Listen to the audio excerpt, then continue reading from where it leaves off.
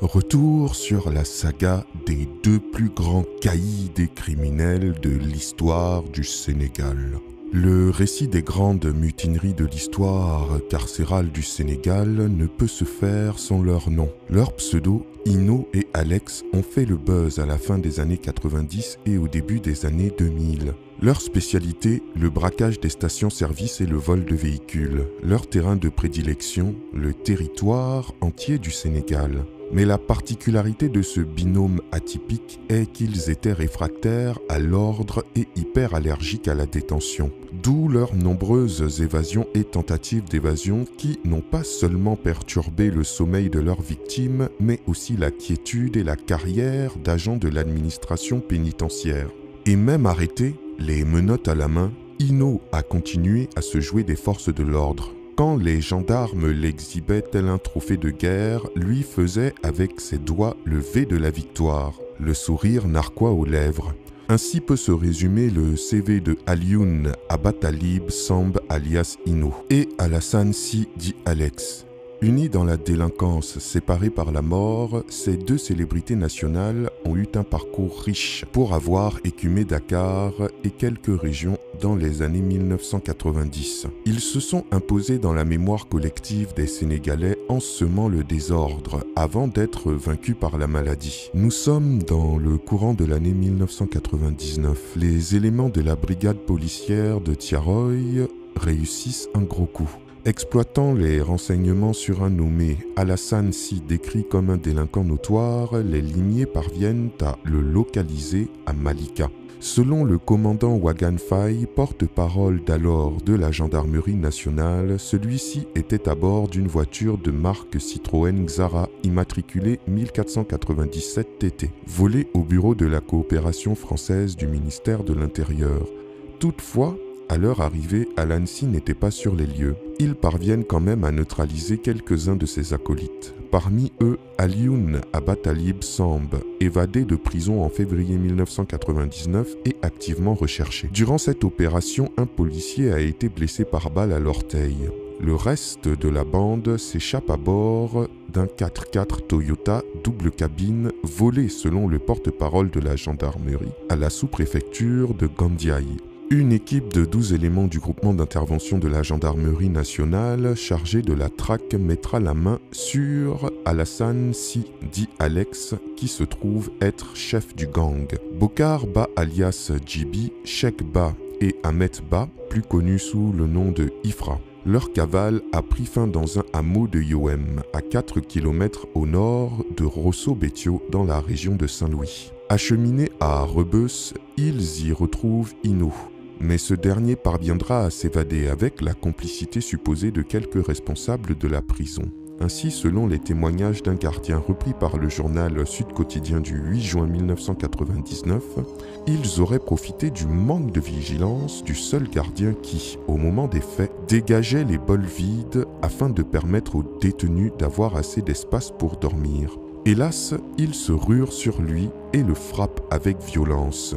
Ils réussissent par la suite, à l'aide d'armes blanches, à maîtriser le seul gardien qui se trouvait à la porte principale avant de s'échapper. Cette évasion suspecte va secouer l'administration pénitentiaire. Serigne Diop, garde des Sceaux, ministre de la Justice d'alors, demande des sanctions. La justice sénégalaise doit être reconnue comme la femme Cléopâtre, c'est-à-dire qu'elle doit fonctionner de telle sorte qu'on ne doit soupçonner aucun de ses membres. Cela pour dire que les exigences de la justice doivent être vécues totalement et acceptées par ses membres. Tous ceux qui sont trempés dans cette histoire seront purement et simplement sanctionnés, a-t-il déclaré. Conséquence, Badara Fall, adjoint du régisseur de la prison centrale de Rebeuss, tombe. Il est accusé d'avoir joué un rôle important dans l'évasion de la bande à Ino.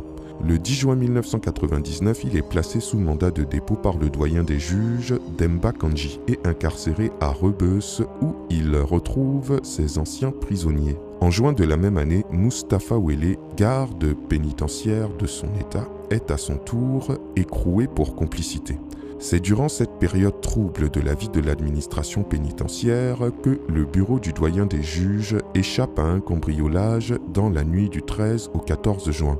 D'autres personnalités vont tomber. Ben Bass Diagne, alors patron de la radio Dunia, tombera pour recel de matériel informatique volé par cette bande dans les services de la météo. Suite aux informations fournies par Hinault, les perquisitions ont permis, selon un des enquêteurs, de retrouver dans le bureau de M. Diagne un écran plat et un ordinateur volé dans les services de la météo.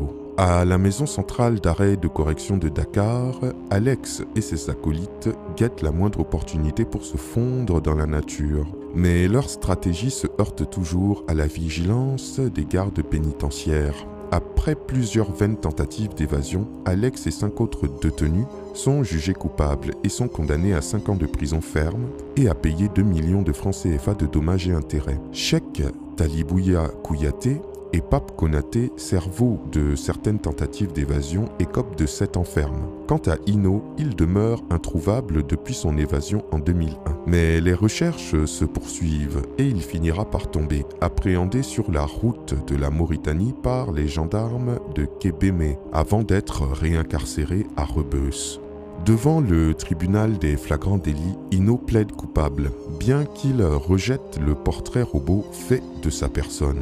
À la barre, il se décline comme un adepte de la non-violence et de l'injustice, assume sa part de responsabilité dans la mutinerie en question qu'il réfute cependant avoir organisée. Pour sa défense, il dit « Madame la juge, je serai sincère en vous disant que si l'occasion se présentait à nouveau, je vais encore m'évader. Dans les prisons sénégalaises, les conditions de détention sont difficiles, c'est pourquoi je m'étais évadé. Avant tout, je suis un être humain. Après mon incarcération, j'ai fait 38 jours de cellule. Je suis interdit de cours et on me refuse les soins. Ma dignité humaine est bafouée dans cette détention, se plaignait-il.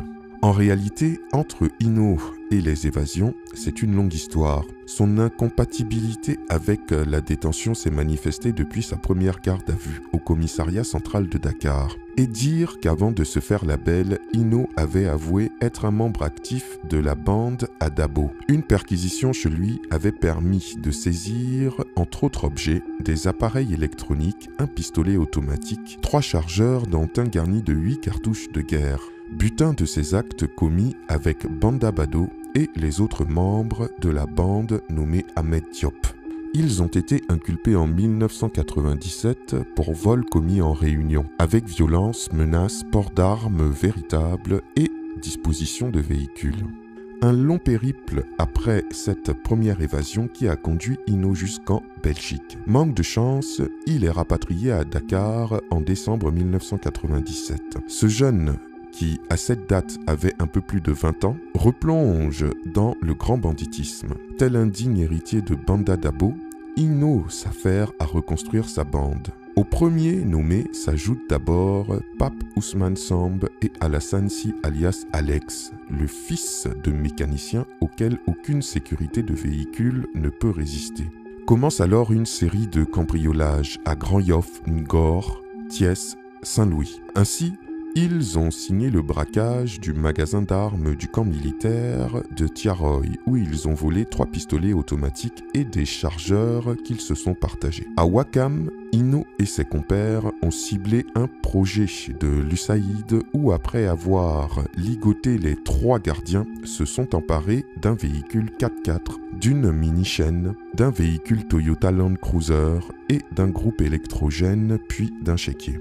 À l'actif de cette bande, dont certains étaient aussi inculpés pour viol, l'attaque à main armée du monastère de Cœur Moussa qui sera soldée par la mort d'un des malfaiteurs, Oumar Sarr. Il est décédé le 9 janvier 1997 suite à une hémorragie externe due à des plaies internes provoquées par une arme à feu. Après son arrestation spectaculaire en 2001, Alioune Abatalib Samb s'est révélé sous un autre visage. Ce Benjamin de la bande, né à Yeumbeul, avait surpris certains de ses amis d'enfance.